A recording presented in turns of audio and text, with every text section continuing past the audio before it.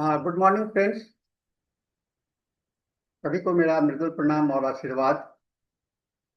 Repertory के rubrics की यात्रा में हम लोग आइए फिर आगे बढ़ते हैं।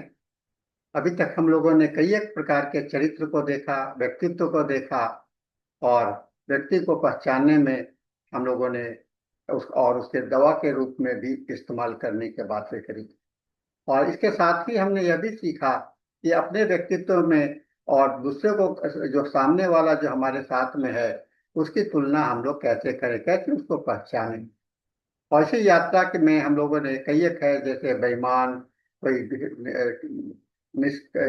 ढोंगी, कई एक तरह के रोगी हम लोगों को थे। आज हम लोग देखते जा रहे हैं एक ऐसे व्यक्ति का जो कि पाखंड कहलाता है, ढोंगी कहलाता है। और इस तरह के लोग हमारे समाज में काफी भरे हुए हैं। रोगी आते हैं, वो तो आपको लगेगा नहीं कि ये क्या कर रहा है, लेकिन हम लोग कुछ अपने केस टेकिंग में इसका उपयोग करके जान सकते हैं। कहा जाता है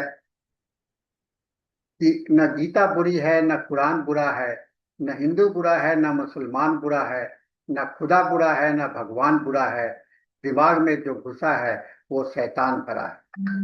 ये एक महत्वपूर्ण संदेश है, जिसके माध्यम से मैं आपको यह बताना चाहता हूँ कि ये जो पाखंड जो वर्ड है, जिसको कि कपट और ढोंगी भी कहते हैं, एक ऐसा व्यवहार है जिसमें व्यक्ति और उसके विशेष विश्वास, भावनाओं, गुण या नैतिक मानकों का दिखावा होता है, जिन्हें वह वास्तविक नहीं मानता है। यह असत्य निष्ठा, दोहरा व्यवहार या झूठी छवि प्रस्तुत करने का प्रयास है। होम्योपैथिक रिपर्टरी में इसे कपट, ढोंग, छल, झूठी दिखावट, अभिनय करना, आंतरिक व्यवस्था और बाहरी व्यवहार के बीच विरोधाभास माना गया है। पर्यायवाची शब्द आप देखेंगे, इसके कई एक हैं। सत्यनिष्ठा, दिखावा, छल, धोखा, पाखंड, द्विमुखी व्यवहार, झूठापन, कृत्रिम और धार्मिक पाखंड। इसका शब्द का ओरिजिन कहाँ से हुआ? अंग्रेजी शब्द जो हिपोक्रेसी है, हिपोक्रेसी, ये ग्रीक शब्द है जो इसको हिपोक्रेसी से आया है, जिसका मूल अर्थ होता है मंच पर अभिनय करना, भूमिका निभाना या व्याख्यान करना। देखिए, मंच पर जो आप कर रहे हो तो बड़ा अच्छा है, वो तो आपको नाटक करते ही हैं और एक्टर लोग तो उसको करेंगे, उसे हम लोग दिखावापन नहीं कहेंगे। लेकिन वो जानबूझ करके आपके मनोरंजन के लिए, आपके के लिए करता है।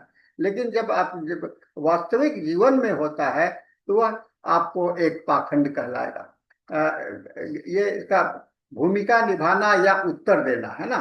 तो समय के साथ यह नाटकीय अर्थ नैतिक अर्थ में परिवर्तन हुआ, जहाँ अभिनेता केवल मंच पर ही नहीं बल्कि सामाजिक जीवन में भी नकली चरित्र निभाने लगे। नकली, ऐसे लोग जो कि नकली चरित्र निभा रहे हैं। इसका होम्योपैथी में जो महत्व है, एक कपट किसी केस पोर्ट्रेट में भीतर के जीवन और बाहरी प्रस्तुत के बीच खाई को प्रदर्शित करता है। यह एक विशेष, विचित्र और विशिष्ट लक्षण हो सकता है, जो रोगी के मानसिक चित्र को में दवा चयन करने में मदद करता है। यह अस्थायी भी हो सकता है, सामाजिक और रणनीतिक रूप में, या व्यक्तित्व का अस्थायी गुण भी हो सकता है। रोगी की सामाजिक छवि और वास्तविक प्रवृत्ति के बीच अंतर कई औषधियों में की नोट्स है। तो एक चीज होता है ना कि जो कि दो मन में कुछ और है, और मन में कुछ और है और व्यवहार में है। तो कहते हैं ना, मन में राम बगल में छुरी वाली कहावत भी यहाँ पर लागू होता है। इसकी ऐतिहासिक विशेषता देखें, प्राचीन काल में यूनानी लेखक हिप्पोक्रेसी को अभिनय के लिए प्रयोग किया करते थे। बाद में नैतिक ग्रंथों में कपटी व्यक्ति को हिप्पोक्राइट कहा गया। 19वीं से 20वीं शताब्दी में के मनोवैज्ञानिक विवरणों में ऐसे रोगी को इनसिंसियर, फॉल्स या अफेक्टेशंस के नाम से वर्णित किया गया। और जो हमारा पहले वाले रिपोर्टरी थे उसमें इनसिंसियरिटी, प्रिटेंडिंग, फॉल्सहुड के अंतर रखा गया था और इसे सामाजिक, नैतिक और धार्मिक प्रसंगों से जोड़ा गया था। और इसके संबंधित जो रूब्रिक्स हैं आपको उसकी तुलना करें। इनसिंसियरिटी, फॉल्सहुड, लाइंग है जानबूझ करके झूठ बोलना। प्रिटेंडिंग, एक्टिंग मतलब भूमिका निभाना। डिसाइटफुल, लाभ के लिए छल करना। डबल माइंडेड है ना, डबल माइंडेड, एम्बिवेलेंस, अंतर विरोध। मोरालिटी, फॉल्स, नैतिक दिखावा।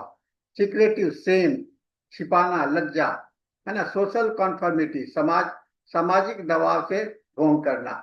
और डुप्लिसिटी, टू फेसेड, दो चेहरे वाले, है ना, तो द्विमुखी स्वभाव। इसका मनोवैज्ञानिक विशेषता क्या हो सकता है? ये मानसिक गतिशीलताओं से उत्पन्न होता है।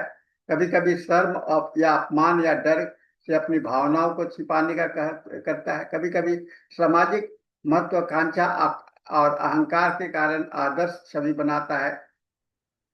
आदर्श और प्रवृत्ति के बीच में संघर्ष होता है और दूसरों पर को प्रभाव डालने की रणनीति होती है। आत्म परायपन की स्थिति, व्यक्ति स्वयं को नकली छवि पर विश्वास करने लगता है। इसका क्लिनिकल फीचर्स आप देखें तो देखने योग्य संकेत क्या है? इसमें कहे गए भाव और चेहरे की अभिव्यक्ति में अंतर होगा। जो बोल रहा है और उसका जो बॉडी लैंग्वेज है उसमें अंतर होगा। नैतिक धार्मिक भाषा का अति प्रयोग केवल लेकिन भावनात्मक गहराई का भाव, है ना। बार बार आपको आपके सामने में नैतिकता का बात करेगा, धार्मिकता का बात करेगा, लेकिन उसके अंदर में गहराई नहीं होगा। बार बार कहेगा मैं कभी ऐसा नहीं करूंगा, लेकिन वह वही काम करेगा। अलग अलग व्यक्तियों में के सामने अचानक राय बदल देता है। आपके मन सामने में कुछ, दूसरे के सामने में कुछ बोलेगा। बनावटी हास्य या झूठी विनम्रता होगी। इसका सामान्य संदर्भ है धार्मिक ढोंग, सार्वजनिक रूप से धर्मनिष्ठा जीवन निजी जीवन में विपरीत होता है। देखिए कई एक पुजारी लोग को आप देखिएगा, लगेंगे कि बहुत पुजारी हैं, आपको सलाह देंगे कि ये मत खाओ वो मत खाओ और स्वयं उस नशा में तल्लीन होते हैं। पेशेवर सामाजिक मुखौटा राजनीतिक, डॉक्टर, नेता में पाया जाता है। प्रारंभिक भूमिका स्वार्थ होते हुए निस्वार्थ दिखता है और अपराध बोध से ग्रस्त रोगी यौन आक्रामक या व्यसनी प्रवृत्ति को छिपाता है। रोगी के सामने जो का जो अभिव्यक्ति है, जो बोलेगा आपके सामने में ऐसे बोल सकता है, मैं ऐसा कभी नहीं करता हूँ, वो आंख से चुराता है। यह मेरा कर्तव्य है, एक सज्जन व्यक्ति को चाहिए, मैं दूसरे जैसा नहीं हूँ। अति प्रसन्न, आप बिल्कुल सही कर रहे हैं सर, आपका काफी तारीफ करेगा।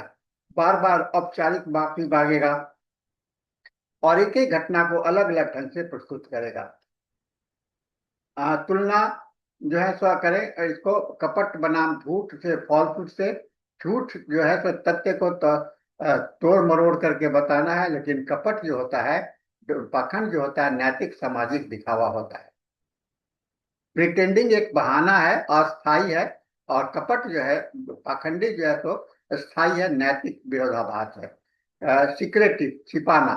सिक्रेटिव केवल छिपाता है, लेकिन कपटी व्यक्ति जो होता है तो छवि भी गढ़ता है। और डुप्लीसिटी, डुप्लीसिटी का मतलब होता है कि स्वार्थ हेतु छल करना, और कपट छवि बनाए रखने के लिए छल करता है। इसका मैथमेटिक एनालिसिस करें, जो शोरिक होगा वह सामाजिक अस्वीकार या डर, लज्जा से प्रेरित दिखावा करता है।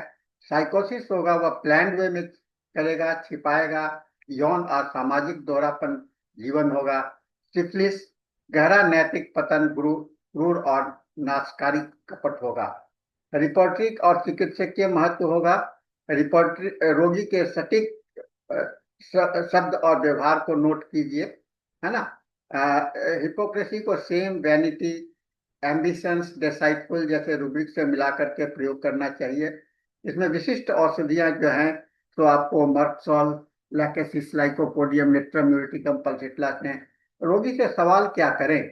क्या आपने आपके भीतर कुछ ऐसा महसूस करते हैं और बाहर कुछ दिखाने का कोशिश करते हैं?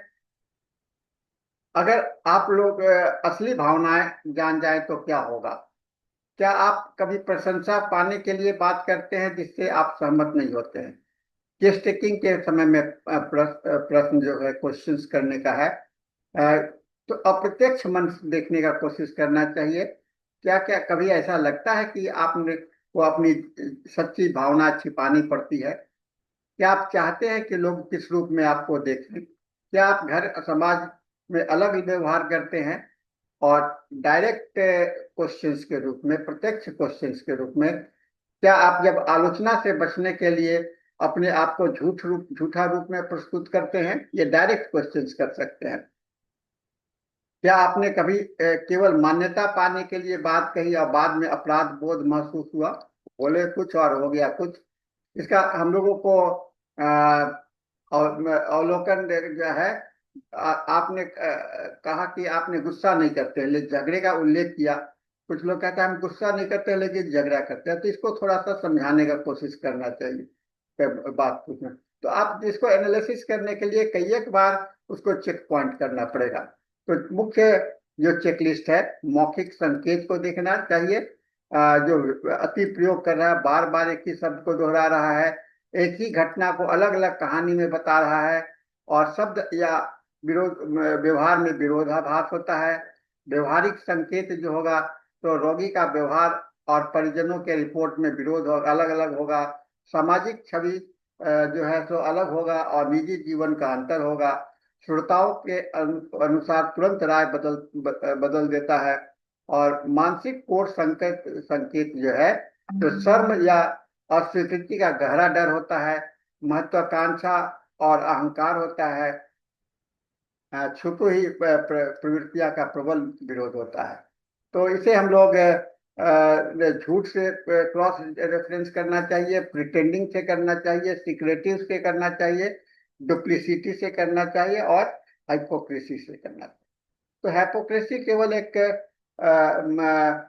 मूल्यवान हमारे मानसिक रूब्रिक्स है, क्योंकि यह आंतरिक स्थिति और बाहरी व्यवहार में असंगत को उजागर करता है। यह बहुआयामी है और रोगी का उद्देश्य लज्जा, अहंकार, स्वार्थ, उसकी आवृत्ति कभी कभी दोहराने वाला और अस्थाई या कभी कभी अस्थाई भाव और सहायक लक्षण से भी महत्व को तय करता है। हमेशा इसे अन्य रूब्रिक्स के साथ में मिला करके या तुलना करके हम लोगों को दवा को चुनने में हम लोगों को काफी मदद मिलेगा। तो ये रहा हम लोग का हिपोक्रेसी। ये रूब्रिक्स आपको अक्सर रोगियों में देखने को मिलेगा, और इसको थोड़ा सा सावधानी पूर्वक क्रॉस रेफरेंस के साथ में देखते हुए आप करेंगे तो आपको काफी अच्छा उत्तर मिलेगा। तो आइए इसके साथ में आज का यह सेशन हम लोग समाप्त करेंगे। हम लोग फिर मिलेंगे अगले दिन अगले रूब्रिक्स के साथ में। अब हम लोगों की यह रिपोर्टरी के रूब्रिक्स की यात्रा निरंतर जारी रहना चाहिए। सभी को मेरा मृदुल प्रणाम, आशीर्वाद, धन्यवाद। Thank you very much.